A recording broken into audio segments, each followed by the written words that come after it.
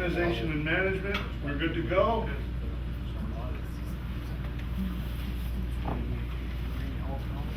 I guess I'll start with a bit of history on it.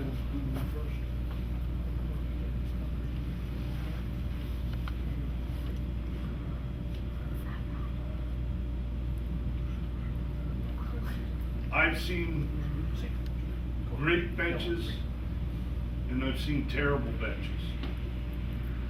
And when I first started out, 5 or 6 years, I was suckered into being a head coach. Never want to do it again, never want to be in that role again. I'm great working. Now I like, pick the role. I like working with kids closer. That stepping over the sideline thing is not my kettle of fish, and thank God there's guys like you that are willing to do it. Thank you.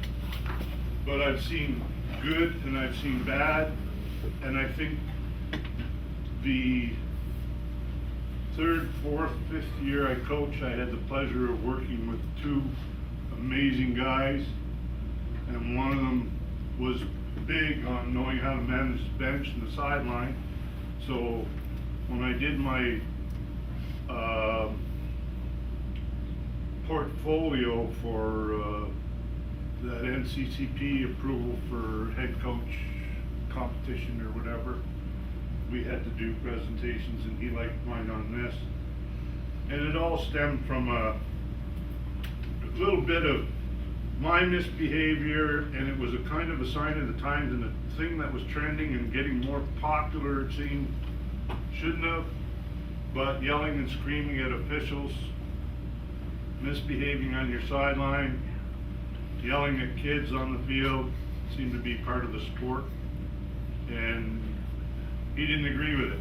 So he just kindly said, he was a very valuable asset to us, was he took us all aside in practice and said, you guys, if you're getting out of line on the sideline, you're gonna see me raise an eyebrow. And he did the eyebrow raise, and when I look at you like that, I'm telling you, you're getting a timeout. That's it. No ifs, ands, and buts. Quiet down, step back, become invisible like we're supposed to. Because the game is no longer fun. The game that I'm coaching here is no longer fun. Listening to the coaches challenge each other who can yell louder and whatnot. It's no longer fun for the officials. You're taking fun out of the game for everybody, and we're gonna pay for it, because the officials aren't gonna want any more part. They're gonna become disenfranchised from the game. So we did, and it took a year or 2, and all of a sudden, when halftime, the officials would be joking, jammering, and they were back with us. And when I got to Comox, you carry these things with you. It was a year or 2 years, and the word was out, and everybody wanted to officiate in the Comox Valley. All the guys on Vancouver Island were hoping for the postings, because the joking, the laughter, you know, win or lose or whatever, be invisible, behaved. And there we took up the touch your hat. We had a guy on that was one of our guys on the sideline. His job was to wiggle the brim of his hat at you to tell you that's it, and we meant it.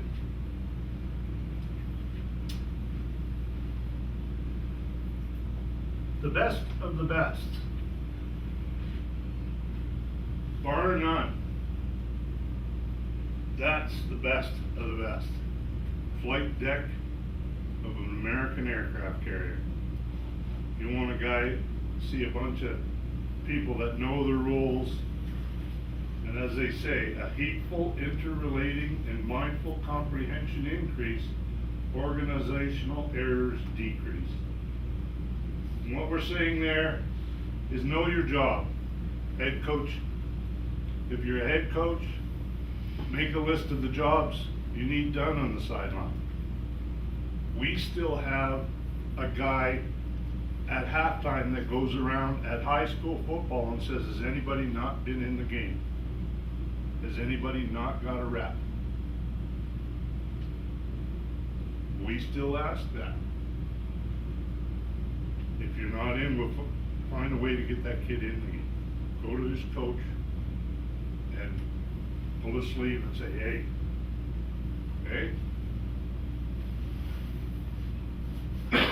the collective mind. Remember a mentor that taught you a good bench management habit? Has anybody else got one?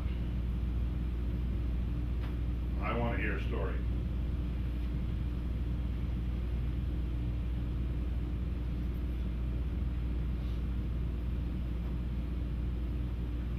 The style, leadership, and philosophy of the head coach and her staff should be properly demonstrated by the actions taken in all aspects of competition where the bench area is concerned. Regardless of the level of play, an organized and effectively managed team bench is an important aspect of the game and affects on-field play and results. I don't think in 30, I guess it's 33 seasons now, I don't think I've ever had my team beaten by a poorly managed bench. When you look across, you say they're organized. They got their act together. So logic would imply you should get your act together, Tab. Bench philosophy is dictated in large measure by the age and ability level of participants. If all players are to play relatively equal, some decisions are simplified. Calm confidence versus chaos. Chaos is a good target to achieve over the balance of the season. Preparation can influence the ability of a staff to deal with dynamic factors, knowing in advance what preliminary decisions are. That means you should have a guy who's taking the last 5 minutes or 3 minutes of the first half and giving you down and distance. A guy that's got a job that says he's in there near the offensive coordinator within earshot, and at the end of every play he's saying 2nd and 6, 3rd and 15. So the decisions can be made. The head coach can make his decision and the coordinator can make his. The number of non-playing personnel on the bench, who they are and what their specific roles are, must be clearly understood by all involved. This, of course, will change as the level of play advances, often bringing electronics and spotter booth into the bench. Definition, bench definition, factors, tasks, responsibilities should include. And they're listed down there. You don't need any, at Pee Wee and Bantam, they're pretty fussy about who's on your sideline, aren't they? And they should be. That should be a rule that the head coach establishes. And same thing at high school. We need to control who's in the kid's ear on the sideline so that they stay in their groups. They're not wandering about. You're not hunting people down.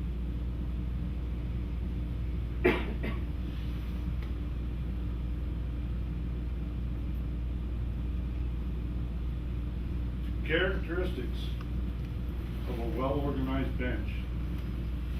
All staff know what their roles are when game comes. Players know and anticipate who's up next. Everyone on the bench is focused and alert. Coaches are game situation aware. Down distance, opponent adjustments, score, time, athlete reps, all bear consideration, even at high school. Coaches write things down, players stay close to their groups. That's one thing, it takes a while to make sure your O-line is all in an area with O-linemen, because players will tend to migrate. Distractions are minimized, yelling at officials, chirping opponents, players visibly upset at each other, parents too close, empty water balls. They can all cause grief. Anybody think of anything else? Can you go back a slide? Thanks. should ask your parents too close to. I just wanted to speak to the emergency action plan. The emergency action plan, I haven't seen it here. Let's talk about worst case scenario. Hey, what's the worst case scenario with an emergency action plan?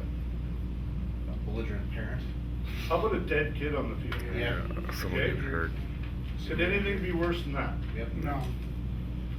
Okay?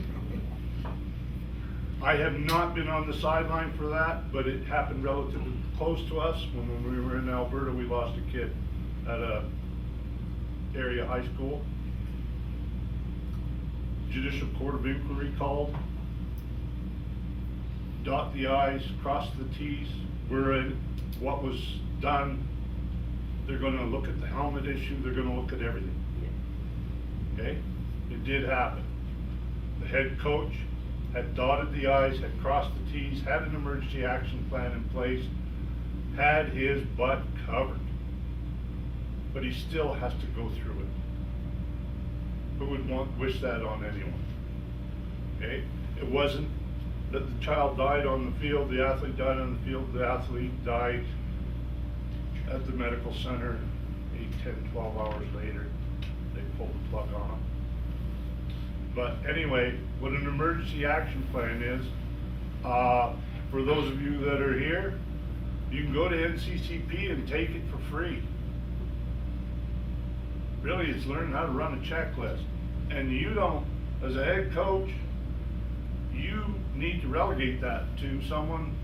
When you travel as a team, you pass, here is our emergency action plan. So signed off, you exchange it with their person that's responsible for the EAP on the other team. You each get a copy to exchange, okay? In your med kit, in your first aid kit, does everybody have an envelope full of the med sheets for every player on your team? I don't know if you do or not. It's not, I'm not the judge up there from doing the judicial inquiry, and I don't want you to be called to do that. They had everything done right. They had their trainer was qualified, everything was done right. Who has the phone responsibility? There's one person that decides to enact or engage the emergency action plan, and someone said,